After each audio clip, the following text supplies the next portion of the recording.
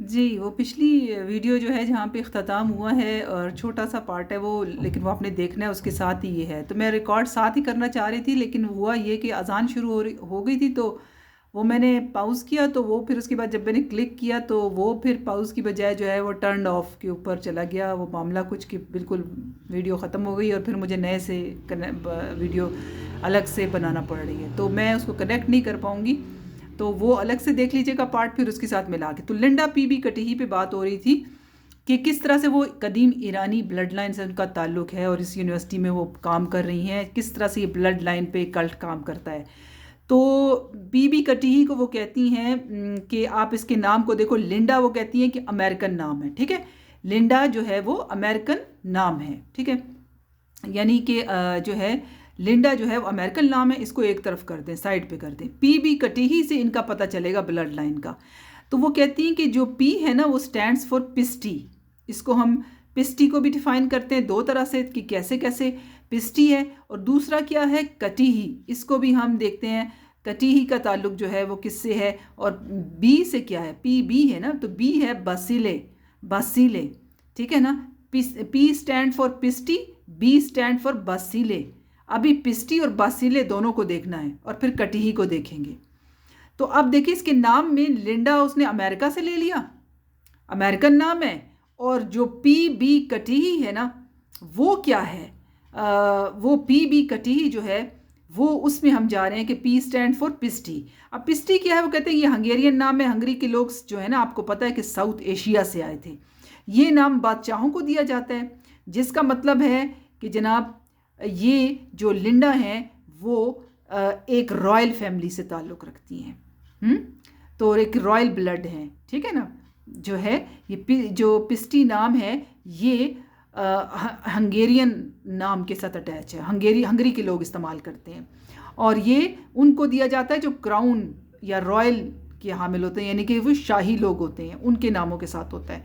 तो यानी कि पी बी कटिही जो है वो एक रॉयल ब्लड है जो साउथ एशिया से आया है, ठीक है। और ये आमतौर पे लड़कों को देते हैं, लेकिन ये चूँकि पहली बेटी थी इसलिए इसको भी एक नाम जो है वो दे दिया गया। अच्छा, ये लफ्ज़ जो है ना पिस्टी, ये लफ्ज़ पारसियों के हाँ, ज़ोरेस्टेरियन के हाँ, जो ज़रतुश्त मज़हब वाले हैं उनके हाँ मिलता है, उनके नॉस्टिक्स में ये लफ्ज़ मौजूद है पिस्टी।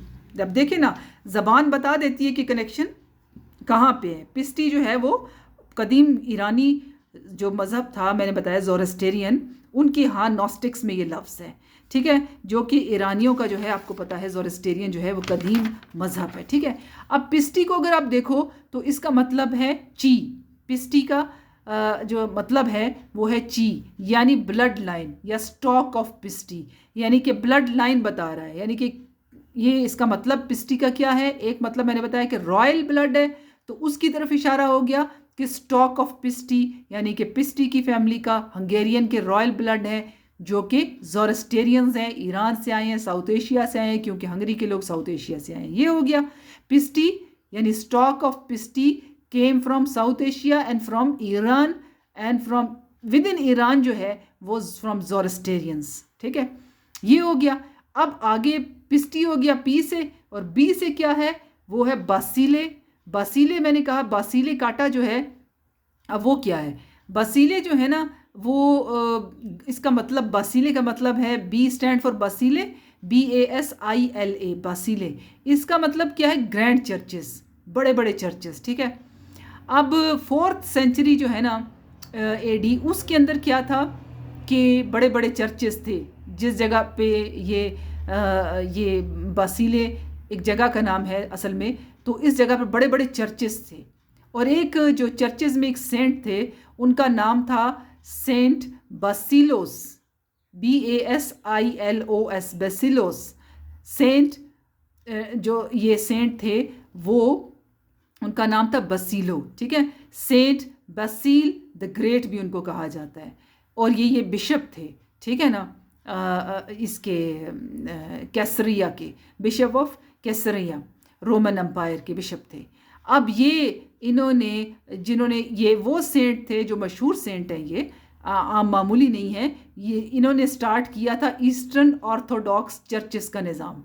ही वॉज इन्वॉल्व विद कॉन्स्टेंटीन जो था बादशाह, उसके साथ भी ये इन्वॉल्व थे, ठीक है।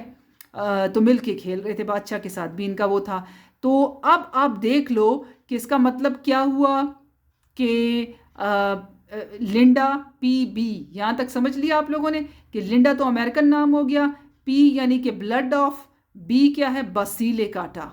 बसीले काटा जो है, या बसीले काटा जो है जगह का नाम है जहाँ पे सेंट थे बसीलोस, और यानी कि ये मजहबी खून भी है, मजहबी घराने से भी इसका ताल्लुक है, ठीक है ना। और ये जनाब रॉयल ब्लड भी है, ठीक है। तो ये दो, ये रॉयल भी है और रिलीजियस भी है, ठीक है, घराने से इसका ताल्लुक है। अच्छा, और वो दोनों रॉयल, रॉयल कौन से, Hungarian Royals, came from Iran. तो इसका ताल्लुक आप देखते जाएं कि लिंडा पी बी कटी कहाँ तक पहुँचती हैं, ठीक है जी। अब ये जो काम कर रही थी ना, वो इन्होंने ऐसी टेक्नोलॉजी पे, वेव्स पे काम कर रहे थे जो जंगी मकासद के लिए इंसानों पे इस्तेमाल होती हैं, कंट्रोल के लिए, जासूसी के लिए। जैसे मैंने आपको कहा आप सेंसर नोड टेक्नोलॉजी पे पढ़ें, मेरा भी काम है, आप ख़ुद भी पढ़ें, ठीक है। और मैं मज़ीद भी इस पर इंशाल्लाह डालूँगी मटेरियल, जब एआई को डिस्कस करेंगे ना इंशाल्लाह, तो मे बी इसके बाद तो उसको फिर डिस्कस करेंगे। अच्छा, तो यहाँ पे ये बात आ गई कि इन्होंने ऐसी वेव्स पे काम कर रही थी जो जंगी मकासद के लिए इंसानों पर इस्तेमाल करते हैं ये शुआएँ। आपने नाम सुना होगा, शायद कोई वीडियोस भी देखी हों, हेवाना, हेवाना सिंड्रोम, ठीक है ना, जो हेवाना में हुआ। और ये क्या था कि टेक्नोलॉजी से इंसान के दिमाग में ऐसी वेव्स के ज़रिए ऐसा खलल या इंतशार पैदा किया इंसानों में कि जिससे जिस्मानी और नफ्सियाती मसाइल पैदा हुए। और ये एक्सपेरिमेंट जो है यूएस एम्बेसी के लोगों पर किया गया था हवाना में, ठीक है ना। और ये आप देख सकते हो उसको, इंटरनेट पे काफ़ी कुछ इसके ऊपर पड़ा हुआ है हवाना सिंड्रोम पे। और ये उस वक्त उन्होंने एक्सपेरिमेंट किया, अपने ही लोगों पे देखें। और फिर उसके बाद जो है वो लोग काफ़ी अरसे तक इसका शिकार रहे कि हम बैठे हुए हैं, हमें कोई कमांड मिल रही है, हमें कोई बात कर रहा है, हमारे दिमाग में कोई मशीन चल रही है ना, ऑल दिस, ठीक है ना। जैसे पोजेस्ड लोग होते हैं वैसी सिचुएशन हो जाती है इंसान की नफ्सियाती तौर पर, जैसे somebody is in your mind, in your brain, in your energy and telling you to do something. और कोई बुरी कमांड भी दे सकते हैं, फ़लाना को कत्ल कर दो, फ़लाना को मार दो, फ़लाना को ज़ख्मी कर दो, ठीक है, किसी भी एग्रेशन दिखाओ। तो ये तमाम चीज़ें जो है देखें इस टेक्नोलॉजी की वाया वो लोगों पर उस वक्त हेवाना सिंड्रोम तो बहुत पुरानी बात है। तो उसके बाद ये खातून भी ऐसी ही टेक्नोलॉजी पे काम कर रही थी। आप देखें ना, जिस तरह का कहते हैं ना गंदा खून या ब्लड लाइंस क्यों कहा जाता था। आज आप लोग देखिए, माफ़ कीजिएगा, हम लोग मैरिजेस कर लेते हैं, शादियां कर लेते हैं, सबसे गलतियां होती हैं, लेकिन हमें देखना चाहिए कि ब्लड लाइंस क्या हैं। पुराने वक्तों में इसी तरह से देखभाल करके अपने बच्चों की शादियां, जो अच्छी ब्लड लाइंस के लोग होते थे वो देखते थे, ताकि पता चल जाए कि आगे फिर जो ये जो एट्रीब्यूट से चलते हैं। आप देखें ना, लिंडा बीबी कटिही का जो ब्लड लाइन है उसी पे वो चल रही है। वो 2000वीं सदी के अंदर पैदा हुई है, 19वीं सदी में पैदा हुई है, 20वीं सदी में सॉरी पैदा हुई है, और वो अब 21वीं सदी में भी बिगाड़ पैदा कर रही है। तो आप देख लें कि ये ब्लड लाइंस की बिगाड़ कितनी सदियों तक चल रहे हैं जनाब। ये सेंसर नोड टेक्नोलॉजी को आप पढ़ो, ठीक है ना, सारा काम इस पर कर रही है। और किस तरह से तमाम लोगों को जो है वो इंटरनेट के ज़रिए वन चैनल पे लाकर, यानी स्मार्ट डिवाइसेस के ज़रिए, चाहे वो आपकी स्मार्ट वॉच है, चाहे आपका स्मार्टफोन है, चाहे आपका कोई भी चीज़ आपने पहनी हुई स्मार्ट डिवाइस या आपके घर में मौजूद है। आजकल लोग तो बड़े खुश हो रहे हैं ना कि एवरीथिंग इंटरनेट से कनेक्ट है, गूगल को ये कर दो, फलान को ये कर दो। वो चीज़ें जो सहूलत के नाम पर आप स्मार्ट डिवाइसेस की शक्ल में ले रहे हैं, वो आपको कंट्रोल भी कर रही हैं, आपकी जासूसी भी कर रही हैं, और आपकी बायोफील्ड को जिस तरह से नुकसान पहुंचा रही हैं, जिस तरह से खून के कैंसर हो रहे हैं, लोगों को हार्ट के अटैक्स हो रहे हैं, और सब कुछ आप देखें। जो वैक्सीन है उस पर भी मैंने बात कर चुकी हूँ कि इस वैक्सीन में क्या था क्या नहीं था। नैनो मटेरियल्स थे, नैनो मटेरियल्स जो हैं वाईफाई से कनेक्ट हैं। वाईफाई से जब ये कनेक्ट होते हैं तो आपका ब्लड प्रेशर कोई उठा भी सकता है, आपका ब्लड प्रेशर गिरा भी सकता है। और ये सारी हवाई बातें नहीं हैं जनाब, ये सारे मैंने बातें इस पर डाली हुई हैं, रिसर्च की भी मटेरियल उसमें ऐड किया हुआ है। और दूसरी बात, हेल्थ पॉइंट जो है 4.0, इसको आप पढ़ें यूएस का, ठीक है। और इसके अलावा पाकिस्तान में भी हैं, अब ये शुरू हो रहा है कि घर बैठे डॉक्टर आपका जो है हॉस्पिटल से बीपी चेक करेगा। तो इंटरनेट के ज़रिए आपका सब कुछ जा रहा है, सब चीज़ों को इंटरनेट पर डाल दिया है। तो आप किसके हवाले हैं भाई? अल्लाह के हवाले नहीं है, आप लोग इनके हवाले हो रहे हैं अपने हाथों से। तो लिंडा पीबी कटीही जो है ना इस किस्म की स्मार्ट डिवाइसेस और उनसे कंट्रोल और सर्विलेंस पे काम कर रही थी, ठीक है, जिससे आप इंडिविजुअल्स को टारगेट कर सको। अभी फ़लस्तीन के अंदर जो है पैलंटियर जो है और ऑर्गेनाइजेशन जो है, जो एआई की बहुत बड़ी जानी मानी ऑर्गेनाइजेशन है, इसने फ़लस्तीनियों को किस तरह से एआई से टारगेट किया डिटेक्ट करके, आपके सामने है। खुद वो बंदा जो इसका सीईओ है पैलंटियर का, वो इकरार कर रहा है, लोगों के सामने हंस के इकरार कर रहा है कि वो यूज़लेस थे पैलेस्टीनियन टेररिस्ट थे, उनको कह रहे हैं कि हमने उनको एआई से मारा। तो आप देख लें कि हम जो इतने फ़ख्र से हम आम कर रहे हैं इसको। जब भी हम कोई एक ऐसी चीज़ यूज़ करते हैं, चाहे पैसा कमाने के लिए, चाहे वीडियो को बनाने के लिए एआई का इस्तेमाल करते हैं, वो हम अपना कंट्रीब्यूशन उसके आम होने में इस्तेमाल कर रहे हैं। जब ये चीज़ें आम होती हैं तो फिर आपको ज़िंदगी में इन चीज़ों की तरफ ला के और फिर आपको कंट्रोल ग्रिड में ला के फिर हैवाना सिंड्रोम जैसे मसाइल आपको पैदा किए जाते हैं, ठीक है ना जी। तो आप लोग पढ़े इन चीज़ों को देखें। अब तो बात इन ब्लड लाइन पे हो रही है। तो जनाब ये खातून इन पे काम कर रही थी, इनको यहाँ लाया गया कि जनाब हम आपका ताल्लुक़ जनाब उस रॉयल फैमिली से, ब्लड लाइन भी वही है, रिलीजियस बैकग्राउंड भी वही है, ठीक है ना, आप कदीम बेबीलोनियन ईरानियन ब्लड हो हमारा, ठीक है ना जी, काम करो हमारे लिए। तो वो लगी थी। अच्छा जी, अगर आप सिर्फ लिंडा पीबी कटीही को जो है ना एक तरफ अगर आप कर दो कि भाई सिर्फ लिंडा जो है ना, सिर्फ लिंडा पीबी कटीही जो है ना, सिर्फ वो एक नहीं है कि आप देख लें कि भाई ये सिर्फ एक खातून है कि जो इस पे लगी हुई थी काम करने, ठीक है। तो हर इदारे को अगर आप चेक करो ना, अगर हर इदारे को आप चेक करो तो आपको पता चलेगा कि दुनिया के बड़े बड़े इदारे हैं ना, उनके अंदर जो सीईओज़ हैं, मैनेजिंग डायरेक्टर्स हैं, चेयरमैन हैं, ठीक है, चीफ्स हैं और चीफ एग्जेक्टिव्स जैसे हैं, उनको आप देखो एक बात है, नाम उसका आपकी कंट्री का होगा, नेशनैलिटी आपकी कंट्री की होगी, लेकिन वो जिन एजेंडों पे काम कर रहा होगा और उसने जहाँ जहाँ अपनी पहले एफिलिएशन एडवाइजरी की सूरत में इन ऑर्गेनाइजेशंस के साथ उठा बैठा होगा जो कल्ट चलाता है। फॉर एग्ज़ाम्पल मैं आपको एक मिसाल देती हूँ। देखें, मैं आपको एक मिसाल देती हूँ। किसकी मिसाल दूँ कि अपने ही मुल्क से देख लेते हैं कि हमारे जो गवर्नर हैं ना स्टेट बैंक के अभी, ठीक है, जमील अहमद साहब, अब वो जो है ना उनका काफ़ी कहते हैं भाई बड़ा तजुर्बा है, स्टेट बैंक के गवर्नर हैं, बड़ा तजुर्बा है उनका, ठीक है। सेंट्रल बैंकिंग जो है ना उसके हवाले से जो इंग्लैंड का जो बैंक है ना सेंट्रल बैंक, और जो यहाँ पर एक आईएमएफ ने अपना ट्रेनिंग इंस्टीट्यूट बनाया हुआ है बैंक ऑफ इंग्लैंड में, और ये ट्रेनिंग इंस्टीट्यूट जो है ना बैंक ऑफ इंटरनेशनल सेटलमेंट्स जो है ना, वही बैंक जो जहाँ पे आप रकम रखवा देते हैं, आम ज़बान में बात कर रही हूँ, BIS क्या है, बैंक ऑफ इंटरनेशनल सेटलमेंट, वो बैंक जहाँ पे आप रकम लिखवा दें फिर कोई भी नहीं मालूम कर सकते रकम कहाँ आई, पर्चियाँ कौन सी, रसीदें कौन सी, बेनज़ीर साहिबा ने जो किया स्विट्ज़रलैंड वाला। तो ये जो जमील अहमद साहब हैं इनसे ट्रेनिंग याफ्ता हैं, समझ के, यानी बैंक ऑफ इंग्लैंड में इन्होंने ट्रेनिंग ली है और जहाँ पे ये सेंट्रल बैंकिंग के ऊपर जो है इन्होंने अपनी स्टडी है उनकी, और ये यहाँ पे इनके बैंक ऑफ इंग्लैंड का इंस्टीट्यूट है जो IMF और BIS के अंडर काम करता है। तो आप देखिए एफिलिएशन तो ज़ाहिर हो गई ना जमील अहमद साहब की, और अभी जमील अहमद साहब जो है डिजिटल करेंसी के ऊपर भी काम कर रहे हैं, और इस किस्म की करप्ट गवर्नमेंट के अंडर स्टेट बैंक की गवर्नरशिप लेना और उनके एजेंडास पे काम करना तो आपको बखूबी समझ आ गया होगा।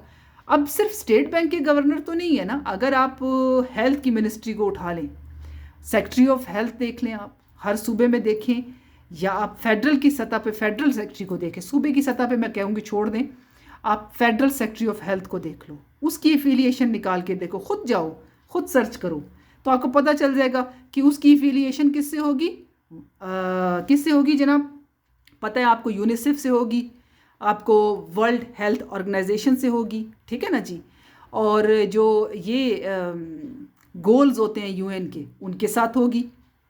अब देखो सारे सिलसिले UN को, अब UN भी एक बहुत बड़ा इदारा है जो सब इन बैंकों को और सेहत को और तालीम को कंट्रोल कर रहा है, तो जहन में आपकी बात तो आ रही होगी चलो UN को भी बता दो। तो जनाब ये जो UN है इसको बनाने वाले जो थे ना, वो तीनों की तीनों जो प्रोमिनेंट लोग थे ना, वो फ्रीमेसन्स थे। ठीक है, फ्रीमेसन्स थे। और फ्रीमेसन जो है, आपको पता है फ्रीमेसनरी जो है ये यहूदियों की कबाला की ऑर्गेनाइजेशन है, ब्लैक मैजिक, ठीक है ना, ऑकल्ट नॉलेज, ठीक है, इस पे बेस करते हुए लोग हैं। अच्छा, ये फ्रीमेसन्स थे, यानी इनमें कौन थे यूएन को बनाने वाले? Franklin D Roosevelt.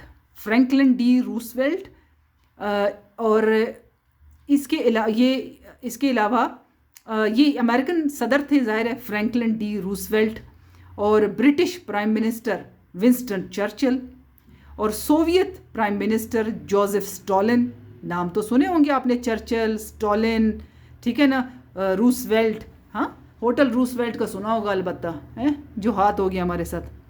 अच्छा, तो खैर ये आपने नाम सुने हैं।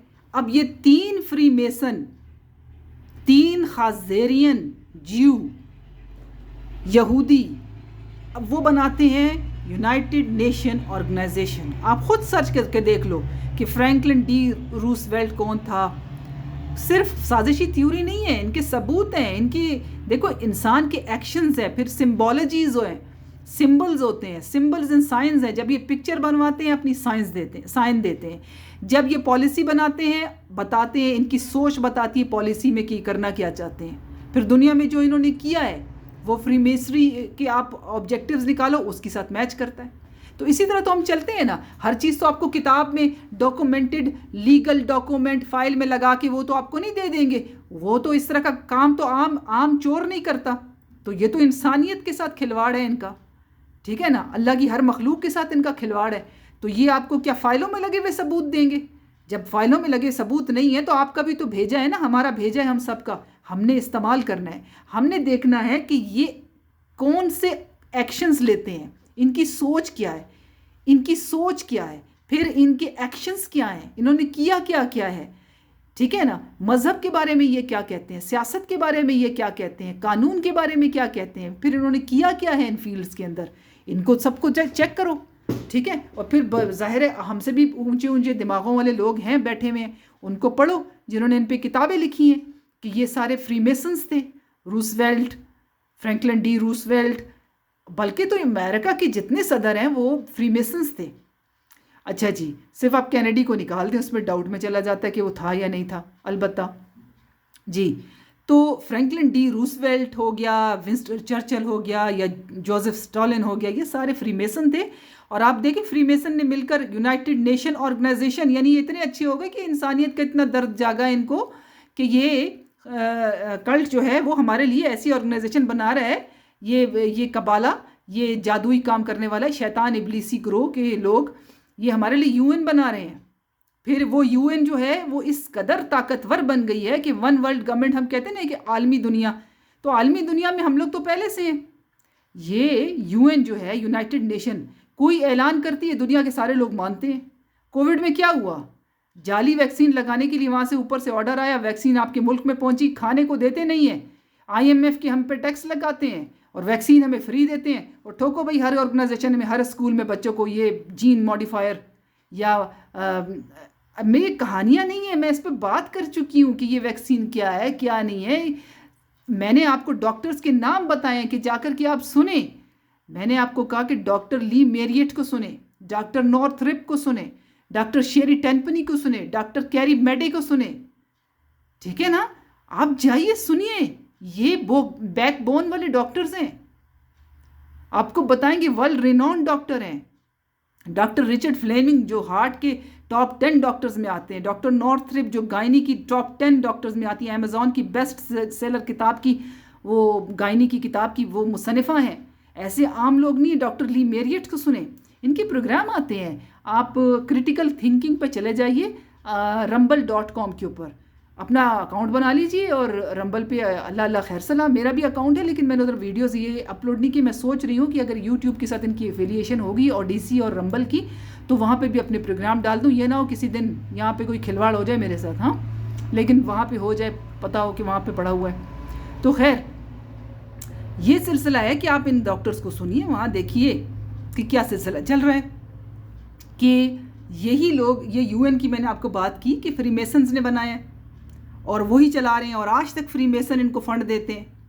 फ्रीमेसन इनको, यूएन को फ़ंड देता है, उनकी फ़ंड रिजर्व वही है। जो पैसा लगाएगा वही चलाएगा ना, जिसका पैसा होगा कानून भी तो वही बनाएगा, तरीका कायदा भी वही सेट करेगा। तो हम किस खाते में कहते हैं कि भाई वो हमें बताते हैं कि वायरस आ गया, ना सबूत देते हैं ना कुछ, फिर एक वैक्सीन भेज देते हैं।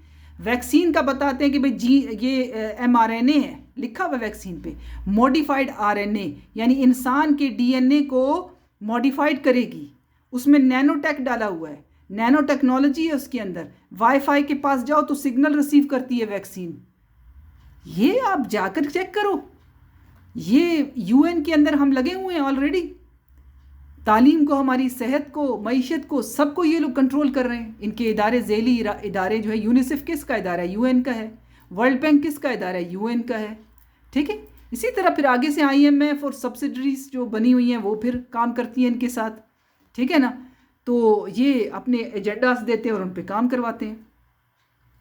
इसी तरह मैंने आपको कहा कि इदारों की जो अगर आप देखो तो उसी को ये लेकर के चलते हैं आगे। अच्छा जी, फिर बात होती है देखो कि जैसे इसी पे हम बात कर रहे हैं कि इन तमाम ब्लड लाइंस के ऊपर, तो ये जो ब्लड लाइंस हैं उसमें अगर आप ब्लड लाइंस के ऊपर देख लो तो एक और काम भी आप कर सकते हो। इंस्टीट्यूशंस की ब्लड लाइन चेक करो, वो भी पता चलेगा। इसके अलावा आप एक और काम करो, वो काम ये होगा कि आप जो है ना यूरोप के जो वेल्दी ख़ानदान है ना 13, तो मेहरबानी करो उसको जाके स्टडी करो। उसमें जो चीदा चीदा ख़ानदान है ना यूरोप के, वो जो कि 9वीं सदी ईस्वी से आज तक चले आ रहे हैं। एल्डो ब्रैडिनी है, बोर्जा फैमिली है, ठीक है ना, और सीडी है, कॉन्टी है, चीगी है, कोलोना है, फर्नीजी है, मिडिची है। ठीक है ना। ये आप जा कर के इनको सर्च करो, आपको पता चलेगा कि जनाब यहाँ पर इन्होंने मज़हब को भी नहीं छोड़ा है, बादशाहतों को भी नहीं छोड़ा, किसी चीज़ को इन्होंने छोड़ा, और हर मकासद अपने हासिल किए इन फैमिलीज़ ने। ठीक है ना।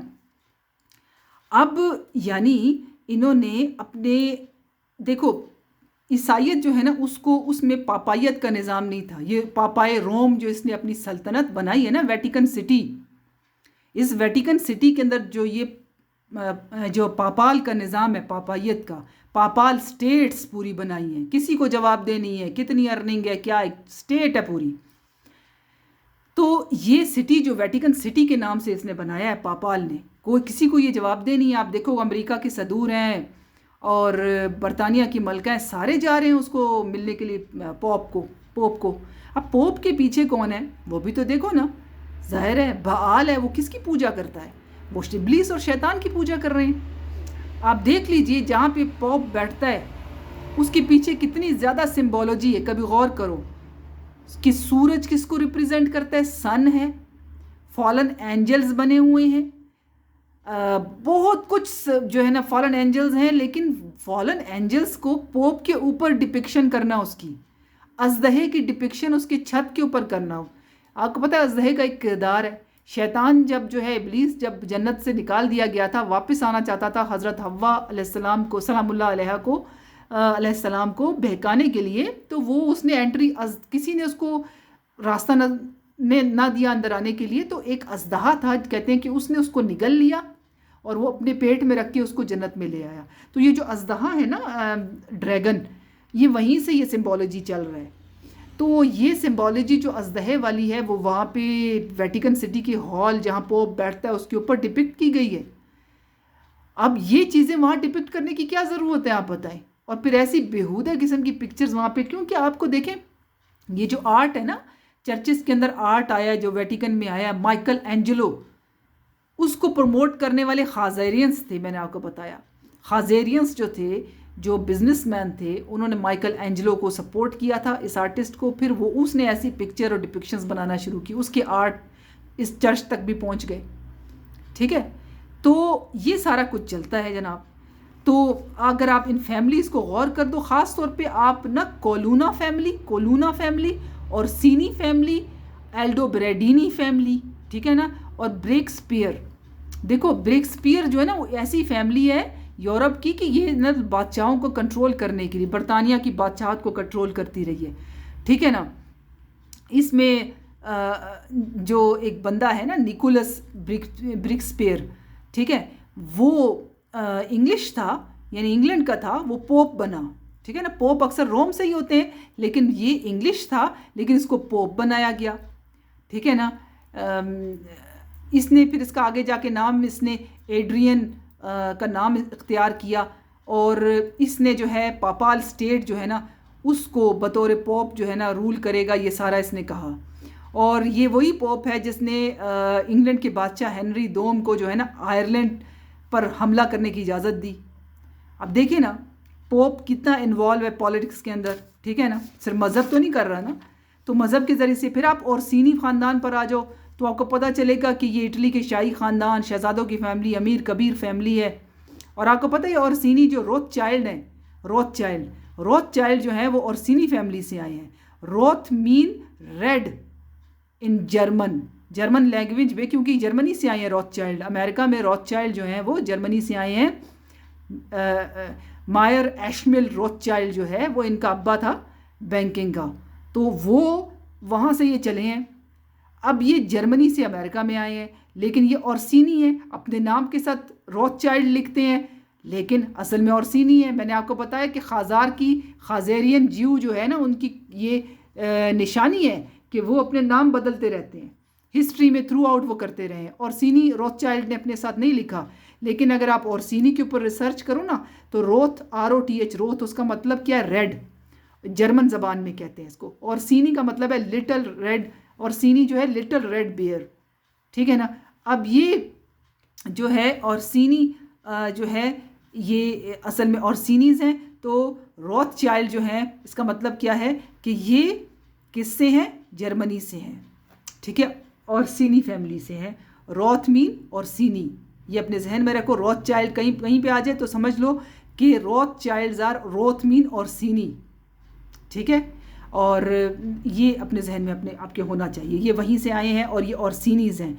फिर बाद में रोथचाइल्ड ज़ाहिर है उसको एहसास हुआ, पहले तो इकरार नहीं करते थे, बाद में इसने बताया कि मैं खाजेरियन ज्यू हूँ, अश्केनाज़ी ज्यू हूँ, अश्केनाज़ी ज्यू। और आपको पता है अश्केनाज़ी ज्यू कौन से हैं, खाजेरियन ज्यू, कन्वर्टेड ज्यू, ठीक है, नॉट द रियल वन। अच्छा जी, ये ओरसीनी जो है ना मैक्सिमा फैमिली भी इनको कहा जाता है। अच्छा, और ये ब्लैक पोप, आपने ब्लैक पोप का नाम सुना होगा कि ब्लैक पोप्स भी होते हैं, तो ये ब्लैक पोप की जो फैमिली है ना वो ओरसीनी है।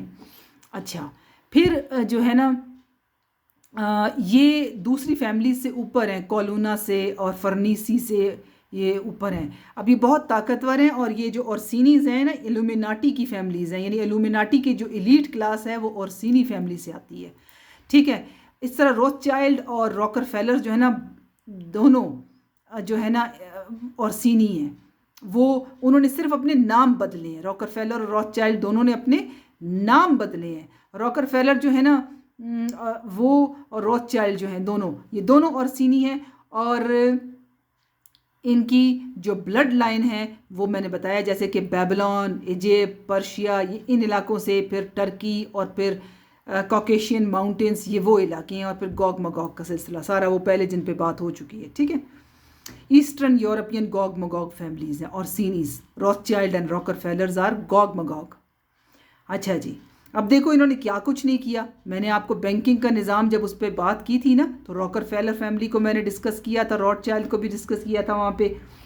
तो किस तरह से रोथचाइल्ड ने और रॉकरफेलर्स ने पेट्रोल को, पेट्रो डॉलर दुनिया में इंट्रोड्यूस करवाया, और का कंसेप्ट दिया पेट्रो डॉलर का। मीडिया को ये कंट्रोल करने लगे, तालीम को करते हैं, तिब को यानी मेडिकल को इन्होंने थ्रू आउट चेंज कर दिया।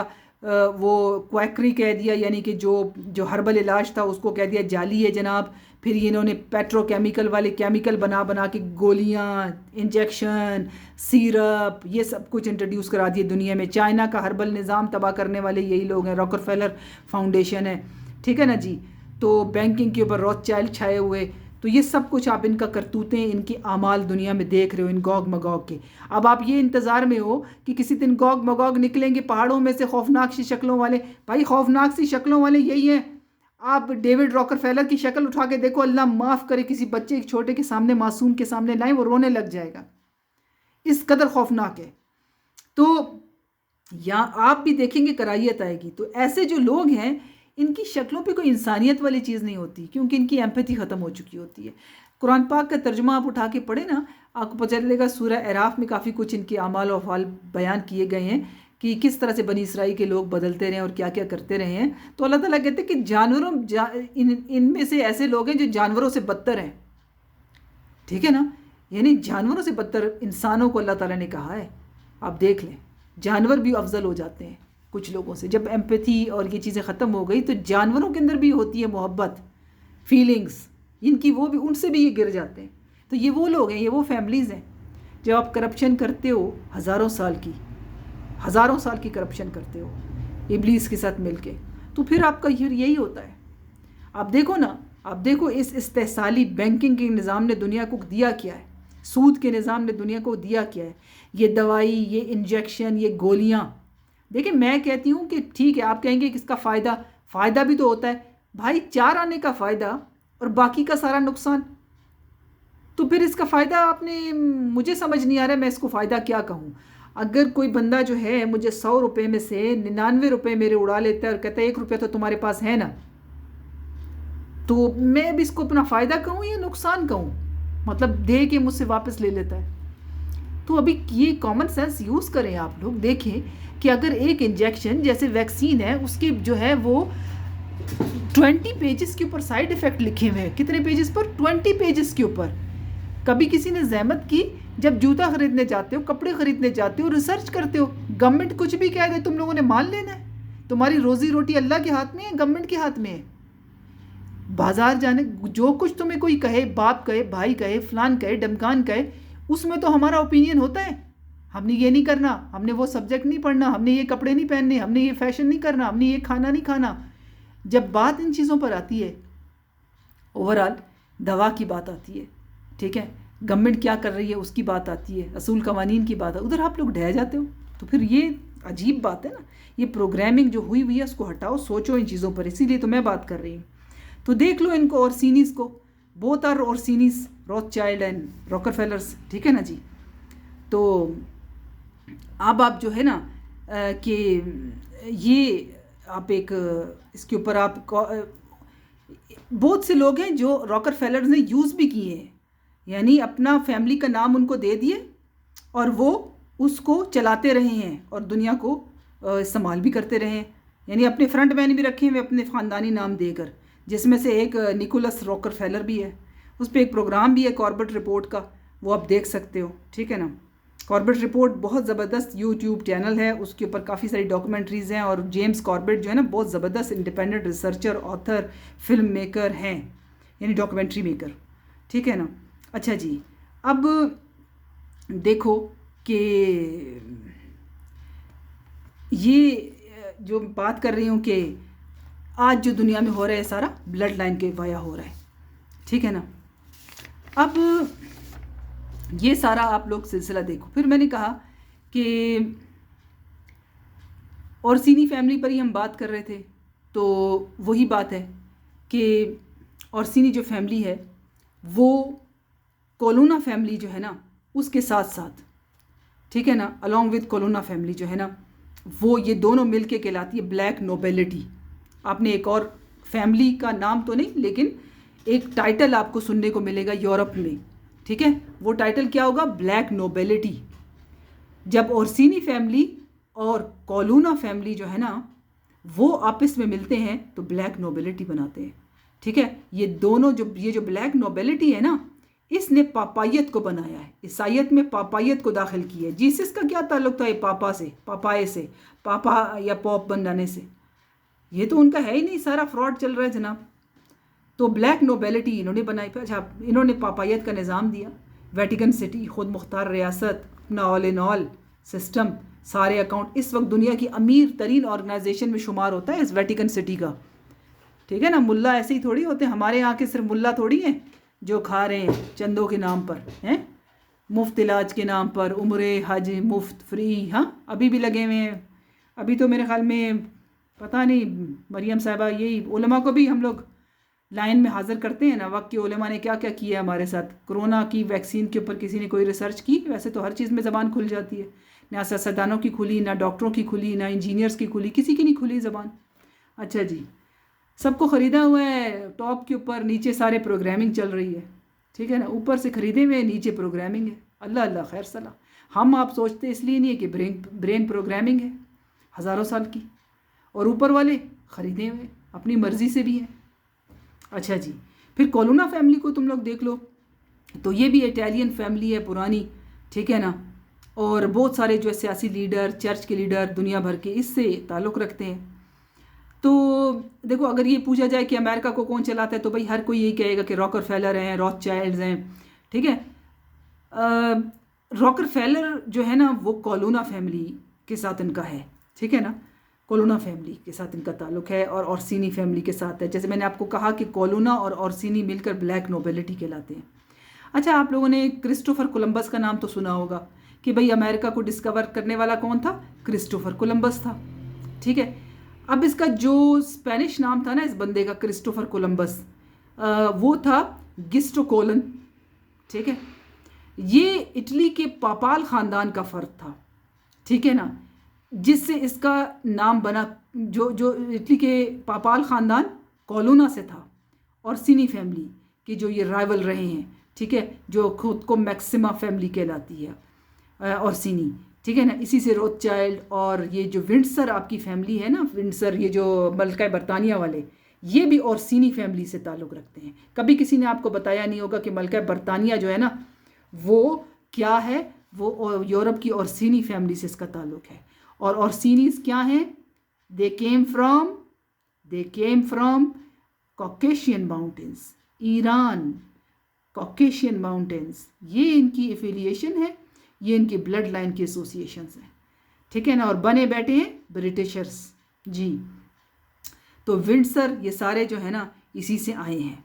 अच्छा जी, और असल में शुरू में ये आपस में थोड़े लड़ते रहे, कोलोना और ओरसिनी, लेकिन फिर बाद में इन्होंने शादी के आपस में शादियां कर ली, और फिर ये एक फैमिली बन गए, ब्लैक नोबेलिटी इन्होंने बना ली जनाब, ठीक है ना।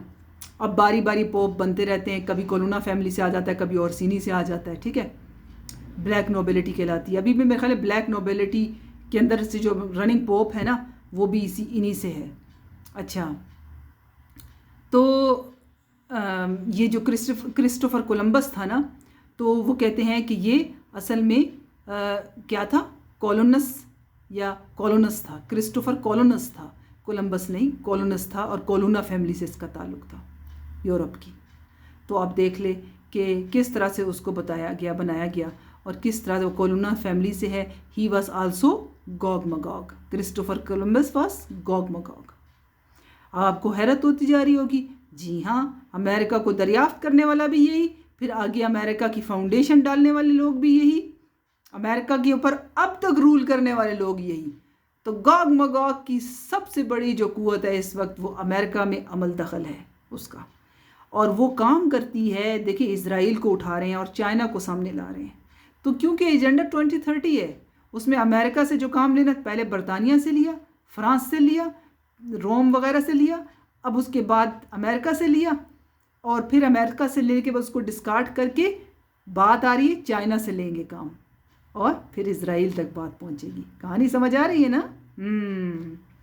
तो जनाब ये चीज़ें, और कल्ट वही है, सिर्फ मुल्क बदल जाते हैं। और चाइना, आपको पता है चाइनीज़ कल्चर में उनका सिंबोलॉजी क्या है? ड्रैगन जी, ड्रैगन नेशन है वो जी। तो जनाब, अगर आप मज़ीद देखना चाहो, मज़ीद आप इन फैमिलीज़ को सर्च करो, इन लोगों की एफिलिएशन। आप एल्डो ब्रैडिनी फैमिली को भी आप देखो, यूरोप की जो एक और है, Orsini, Colonna family, Orsini family, Aldobrandini family, Farnese family, Medici को मैं पहले जिक्र कर चुकी हूँ। अच्छा, एल्डो ब्रैंडिनी जो है ना, उसको आप देखो तो वो ज़ोरोस्टेरियंस हैं, कदीम ईरानी जो है, पारसी, वो हैं वो, ठीक है ना, अभी के इटालियन बने बैठे हैं अच्छा जी, तो इस तरह देखें अगर आप बड़े बड़े इदारे देख लो, ठीक है ना, बड़े बड़े इदारे देख लो तो, और या उनकी एफिलिएशन या काम देख लो तो आपको पता चल जाएगा कि वहाँ पर जीव बैठे हुए हैं, गॉग बगॉग्स बैठे हुए हैं। ये इंजेक्शन जो आप लोग लगवा के बैठे हो ना, फाइज़र कंपनी के, फाइज़र कंपनी जो है बायोटेक कंपनी है, दवाओं की टेक्नोलॉजी इसमें डालती है अपनी दवाओं में, नैनोटेक डालती है। ये अल्बर्ट ब्रोला साहब जो है ना, ब्रोला, ये यूरोपियन जीव हैं, खुद सर्च करके देख लेना, ठीक है ना जी। फिर मोडर्ना आ जाती है, उसने भी ये वैक्सीन बनाई थी और बहुत कुछ बना रही है। तो वो उसके जो सीईओ हैं वो जनाब अपना जो है ना नाम ही नहीं बताते हैं, हिडन है उनका रिलीजन। तो जो अपना मज़हब छुपाता है तो वो समझ लो आप, ठीक है ना। तो फिर आगे आप एस्ट्राजेनिका को देख लो, उसके जो सीईओ है ना पास्कल, मिस्टर पास्कल, वो फ्रांस से और पेरिस से हैं और सेकुलर हैं। वो मतलब वो कहते हैं ना कि मैंने नोट वखा मेरा मूड बना, वो उस पे काम चलते हैं और उसी पे चलते हैं। और चाइना के साथ जो है ना वो भारी इन्वेस्टमेंट कर रहे हैं जनाब, और वो डिजिटल दवाओं के अंदर बायो डिजिटल कन्वर्जन किस तरह हो उस पे काम कर रहे हैं, यानी दवाओं से इंसानों को कंट्रोल करना डिजिटली। वाह, ठीक है ना। एस्ट्राजेनिका इस पे काम करी, और पाकिस्तान में एस्ट्राजेनिका की भी दवाएं हैं, फाइज़र की भी हैं, मोडर्ना की, ये ख्याल करना जी। आगे चलो, डॉक्टर नहीं बताएंगे आपको ये बातें, उन्होंने फ़ीस लेनी है, उन्होंने दवा लिखनी है, जिसको जो ज़्यादा देगा पैसा वो चलेगा, वो कंपनी चलेगी डॉक्टर के पास, ठीक है ना जी। और इसी तरह अगर आप कहेंगे सरकारी, वो भाई सरकारियों का भी खाते खुले हुए हैं, ठेके लेते हैं वो दवाओं के।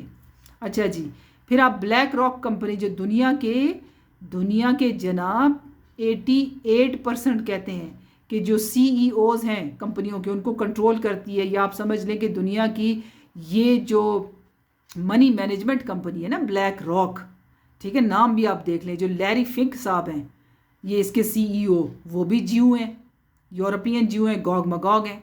दुनिया की सबसे बड़ी मनी मैनेजमेंट कंपनी के सीईओ इज आल्सो जीव हैं। और इस कंपनी की आप देखो ज़रा, 14 ट्रिलियन यूएस डॉलर इसके जो है एसेट्स हैं। सबसे बड़ी कंपनी है दुनिया की, और दुनिया की हर बड़ी कंपनी में इसके शेयर हैं ज़्यादातर। और 88% कंपनियों पर दुनिया भर में ये कंट्रोल हासिल किए हुए हैं ब्लैक रॉक। अगर इसी तरह से आप बड़ी बड़ी कंपनियां देखें, ये मूवीज़ बनाती हैं, हॉलीवुड को देख लो।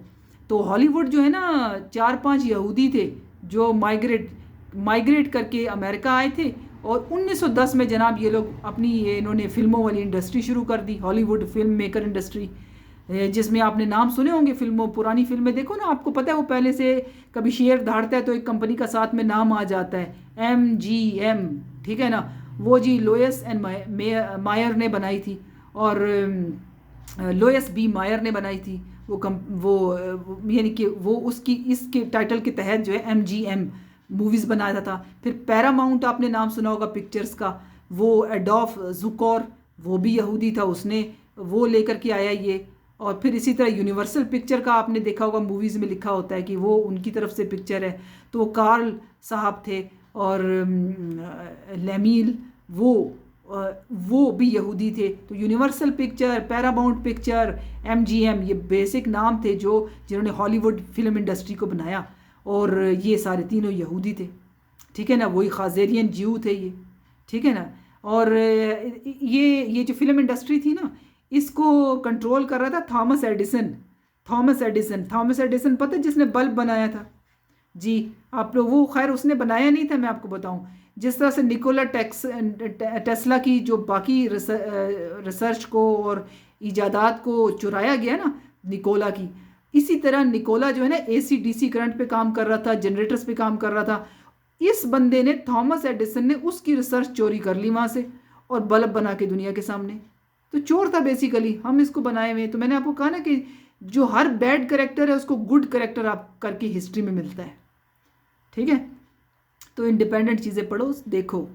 तो मैंने कहा कि थॉमस एडिसन जो है ना, उसने जब बल्ब बनाया तो उसने कहा भाई बिजली मेरी इस्तेमाल हो रही, मूवी जो चलेगी ना उसमें भी फिर मेरा मटेरियल होगा, चलो मिल के प्लान करते हैं, लोगों को दिखाना क्या है, कौन कौन सी गंदगी, कौन कौन सी चीज़ें लोगों को दिखानी है इन पिक्चर्स में।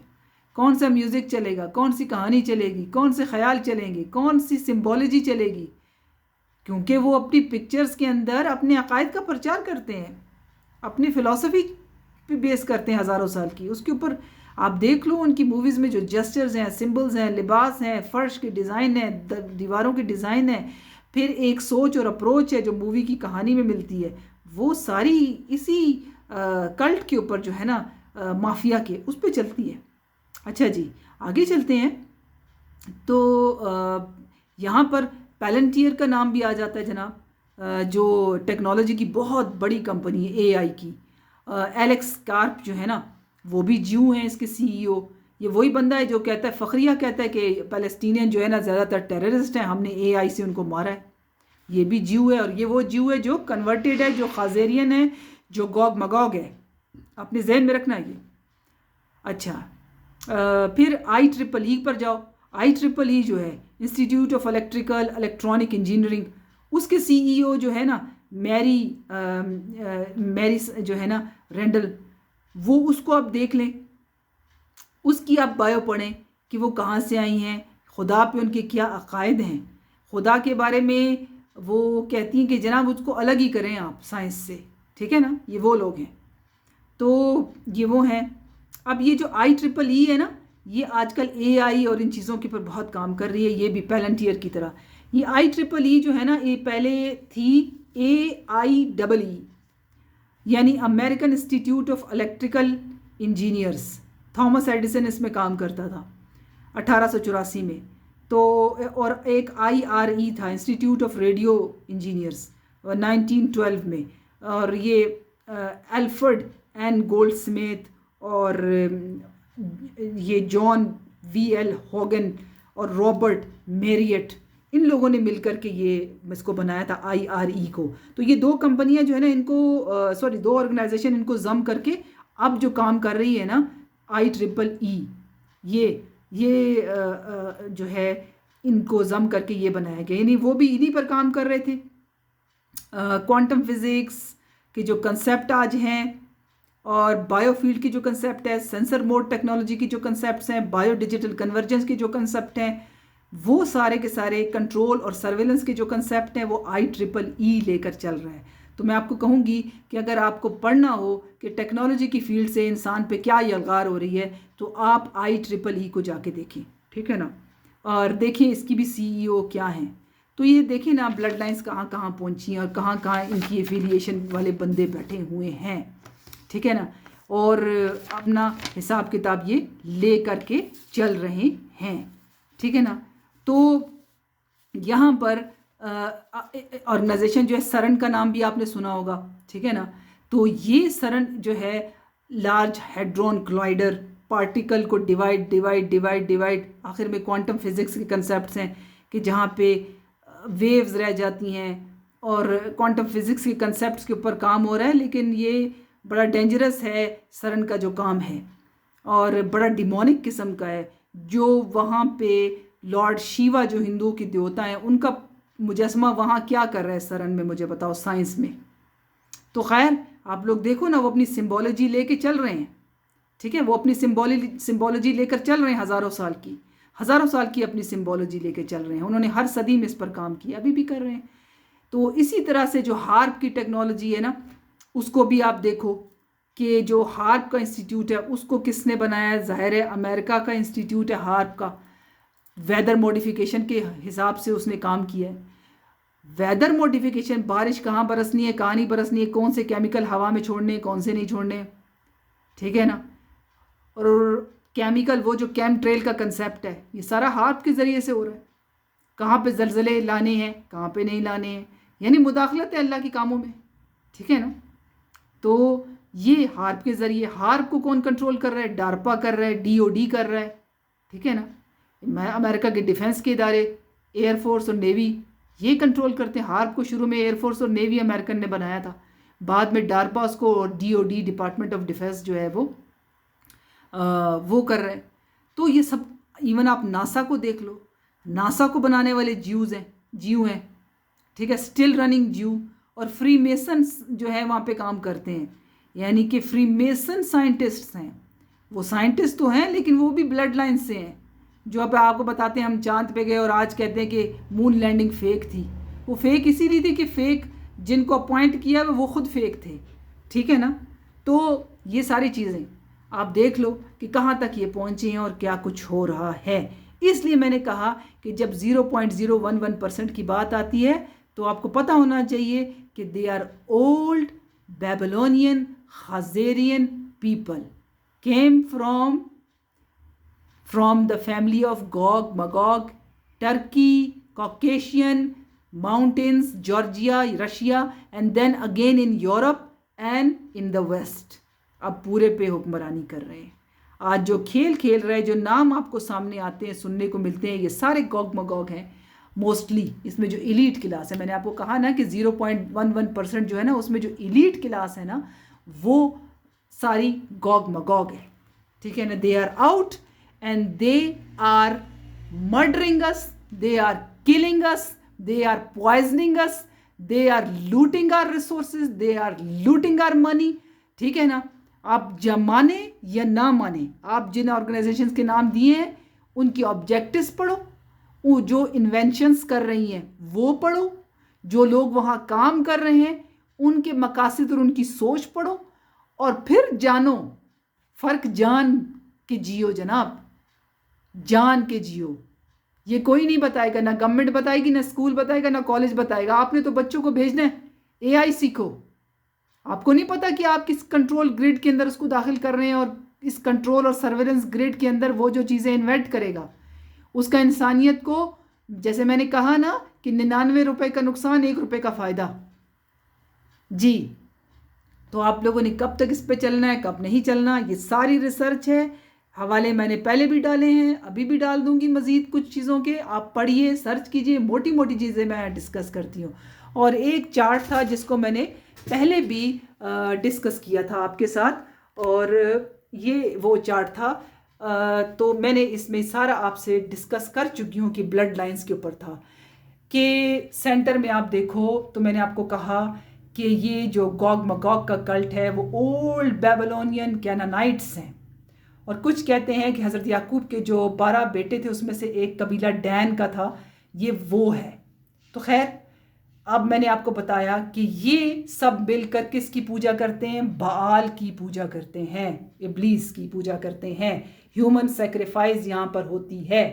ठीक है ना। फिर जो बाबली बादशाह हैं, ठीक है ना, वो सारे जो पूजा कर रहे हैं, और यहाँ पर फ़िरौन जो पूजा कर रहे हैं ओसाइरस की, और ये बेबीलोनियन किंग मोलैक की।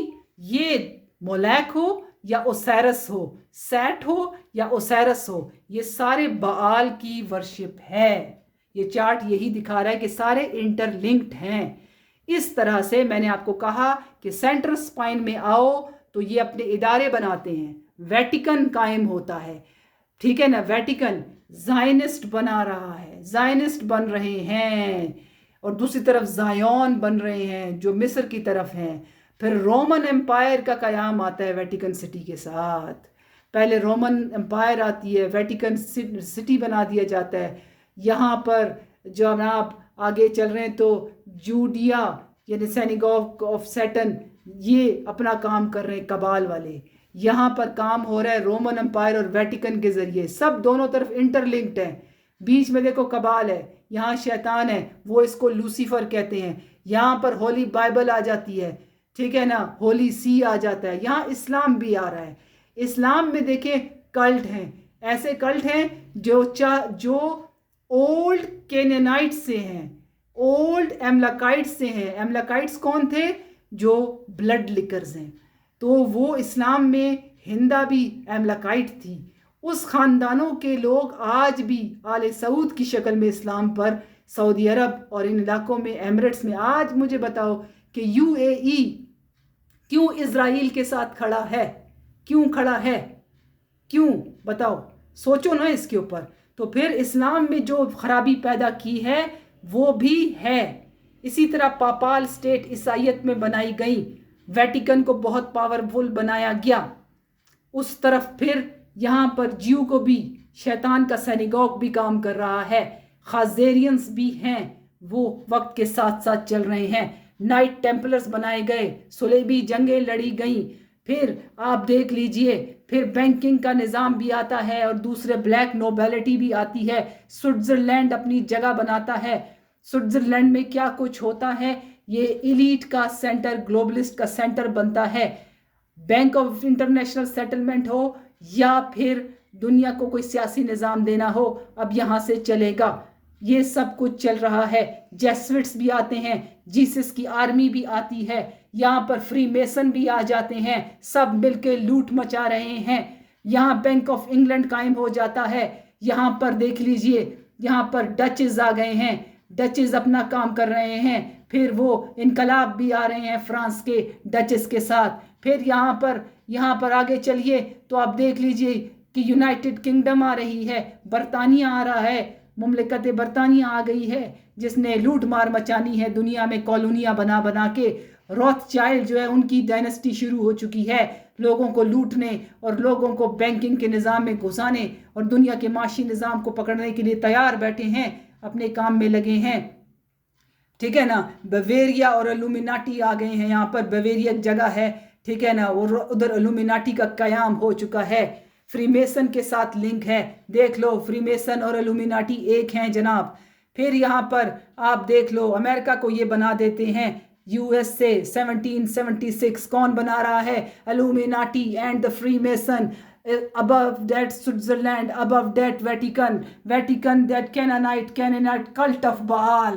सेंट्रल स्पाइन को देखो कैसे सेंट्रल स्पाइन कनेक्टेड है, इर्द गिर्द देखो शैतान के अलाकार। यहाँ पर जेसविट्स हैं, नाम जीसस का, काम शैतान का, नाम रहमान का, काम शैतान का। अच्छा, साइड में देखो बहुत सारी मालूमात हैं, अगर आपको ये चाहिए होगा तो मैं इसका ये है कि आपको स्मॉल वीडियो मैं भी किसी दिन बना के यहाँ अलग से इस चार्ट का आपको शेयर कर दूं, ताकि अगर किसी को देखना हो, करीब से स्टडी करना हो, तो वो कर सकता है कि यहाँ पर किंग ऑफ बेबीलोन जो थे कौन कौन थे, उनके क्या क्या काम थे। मज़ीद डिटेल जो है साइड पे शेयर की गई है। मैंने बहुत मेहनत से इस चार्ट को बनाया है। ये चार्ट एक ऐसा है कि जो बताता है कि दुनिया के हर मुल्क में, हर निज़ाम में, हर चीज़ में बिगाड़ पैदा किया है केनानाइट्स ने, जो कि गोग मगोग हैं, खाजेरियन हैं, वो कल्ट ऑफ बाल हैं। 0.011 जो है कल्ट ऑफ बाल है,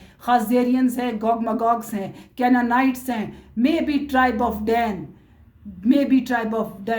डैन। ठीक है, ये सारा आपके साथ हम इस तरफ भी इनसे फ़ेरोज़ से रिलेटेड जो है ना वो है कि फ़ेरोज़ भी कौन थे। ये जो है ये भी बेबीलोनियंस थे, जाहिर है। और ये तूफ़ान नूह के बाद की सारी सिचुएशन है। रोमन देखिए, रोमन आज अपने आप को रोमन इटालियन लोग हैं, लेकिन ये हैं कौन? ये ईस्ट एशिया से आए हुए, ईरान से और जॉर्जिया और कॉकेशिया से आए हुए लोग हैं, जो ख़ुद को आज रोमन कह रहे हैं। तो ये सारा सिलसिला है। तो जनाब मुझे बताइए कि इंस्टीट्यूशंस इन्होंने बनाए, सारे मिल मिला के ऊपर कल्ट ऑफ बाल पे जाते हैं। ये उन खुदाओं की पूजा करते हैं जो ओसाइरस है, सेट है, मोलैक है, बाल है। खुदा किधर है इसमें?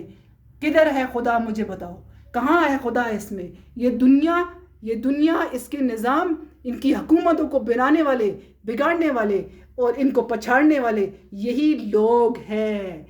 अगर आप में हिम्मत है तो अपनी ज़िंदगी में नो कहना सीखो, फर्स्ट ऑफ ऑल। सेकेंडली, अपनी ज़िंदगी में रिसर्च करो, किसी की मत सुनो, किसी की मत सुनो, किसी की मत मानो। पहली चीज़, कुरान पाक को तर्जुमे से पढ़ो, सब कुछ लिखा है, सारी कहानी, ये सारी कहानी वहाँ पर मौजूद है, तर्जुमे से पढ़ो, ठीक है। फिर उसके बाद क्वेश्चन एवरीथिंग, मुल्ला को क्वेश्चन करो, जज को क्वेश्चन करो, अदालत को क्वेश्चन करो, अपने आप को सबसे पहले क्वेश्चन करो, मैं कौन हूँ, ठीक है। खुदा तक पहुँचना, मार्फत हासिल करना, क्वेश्चन एवरीथिंग, ठीक है। और आजिज़ी इख्तियार करो ताकि हकीकत तक पहुँच सको। तो ये सारी वीडियो कहीं हिस्सों पर मुश्तमिल है, कोताहियाँ होंगी, लेकिन मेरा ख्याल है लुब्बे लुबाब मैंने आपको बता दिया है कि 0.11% कौन है और दुनिया के हर इदारे, हर इंस्टीट्यूशन को बनाने वाले ये लोग हैं। और ये अल्लाह की पूजा करने वाले नहीं, ये बाल की पूजा करने वाले लोग हैं। अच्छा जी, ये सारा हो गया। और एक और चार्ट भी था जिसमें टाइम लाइन थे, हिस्ट्री के इवेंट्स थे जो इस कल्ट ने किए हैं मुख्तलिफ ज़मानों में ना, कि BCs में क्या हुआ है, ADs में क्या हुआ है। तो ये सारे इवेंट्स का चार्ट था, वो भी मैंने बनाया हुआ था। तो ये आज यहाँ पर इख्तिताम हुआ कि बेबीलोनियन, सुमेरियन, खाजेरियन माफिया जो है उसको हमने बेनकाब किया कि वो कौन है, वो कितनी सदियों से जो है वो लगी हुई है। तूफान नूह के बाद वो बहुत सरगर्म हुई है, उसने अपने दोबारा टेंटिकल बनाए और अब तक है। तो जनाब एजेंडा 2030 जो है ना, वो अभी लेकर ये चल रहे हैं 0.011%। एजेंडा 2030 चाहे अपने अपने इलाके में देख लो, smart devices, digitalisation, bio digital conversion, ठीक है, और लोगों को उनके घरों से निकालना, बड़े बड़े सिटीज़ बनाना, इंटरनेट ऑफ एवरीथिंग, इन चीज़ों पे काम हो रहा है। सबको कंट्रोल ग्रिड में डालना चाहते हैं। एक बंदा खाता क्या है, पहनता क्या है, सोचता क्या है, सब पे कंट्रोल लेना है उनको। और हम सब इसमें अपना अपना हिस्सा डाल रहे हैं। कैसे? AI का हिस्सा बने हुए हैं हम लोग। AI से पैसा कमाना है, AI से शॉपिंग करनी है, AI से बैंक का निज़ाम चलाना है, हमने अपने कपड़े खरीदने हैं, सब चीज़ों में हमने इसको घुसा रखा है। जब हम नो कहना सीखेंगे ना इसको, तब ये निज़ाम पूरा का पूरा गिर जाएगा। वरना ये नहीं गिरने वाला। 6000, 5000, 3000, 4000 साल पुराना प्रोग्राम ऐसे नहीं गिरने वाला। हर बंदे को अपनी जिम्मेदारी लेनी होगी। तो चलिए, मुझे अपनी दुआ में याद रखिएगा।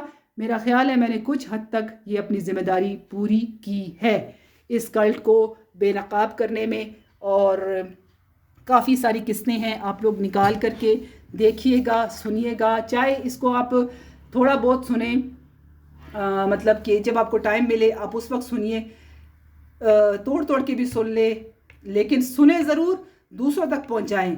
यकीन करें, मैं खालिस्तन अल्लाह के लिए कर रही हूँ। मुझे किसी से कोई लेना देना नहीं है, ना मैं कोई एडिटिंग करती हूँ, ना कुछ करती हूँ। जो मेरे पास नॉलेज है वो मैं आपसे शेयर कर रही हूँ, और इसको आप लोग आगे फैलाइए।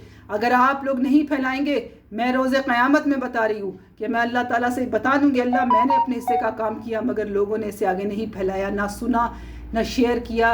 लाइक डिसलाइक करो, कमेंट्स में लिखो आपको क्या नहीं समझ आया, क्या बात मैंने गलत कही है, कमेंट करो, मुझे खुशी होगी, ठीक है ना। तो आप लोग इसको देखिए। मैं अपना ट्विटर हैंडल भी दे दूँगी, कभी कभी ट्विटर यूज़ करती हूँ, और दूसरे जो मेरे ओडेसी और रंबल के हैं प्लेटफॉर्म, उनका भी दे दूँगी यहाँ पे। तो आप लोग देखिए, कीजिए। और अगर किसी को एक्स्ट्रा कोई नॉलेज चाहिए तो ईमेल कर सकता है, ईमेल के लिए अपना ईमेल शेयर कर सकता है, तो वो आप करें, मैं आपको भेज दूँगी कोई मालूमात अगर आपको मज़ीद चाहिए, कोई आर्टिकल, कुछ भी। तो अपनी दुआ में याद रखिएगा, इसको सुनिए और लोगों तक पहुंचाइए। इससे अगला क्या होगा प्रोग्राम, ये ख़त्म हो गया 0.001%। इंशाल्लाह इससे अगला मैं सोच रही हूँ कि आर्टिफिशियल इंटेलिजेंस यानी आर्कॉन इंटेलिजेंस, इसके ऊपर मैं प्रोग्राम करूँ, ठीक है जी। तो बी रेडी, इंशाल्लाह वो भी बहुत अच्छा होगा। और जुड़े रहिए और इस काम को आगे फैलाइए और इस कल्ट को बेनकाब कीजिए और नो कहना सीखिए और एक्सप्लोर करना सीखिए। दुआ में याद रखिए। इजाज़त दीजिए exposing the truth with Anjum Bukhari के प्लेटफॉर्म से। अल्लाह हाफिज़।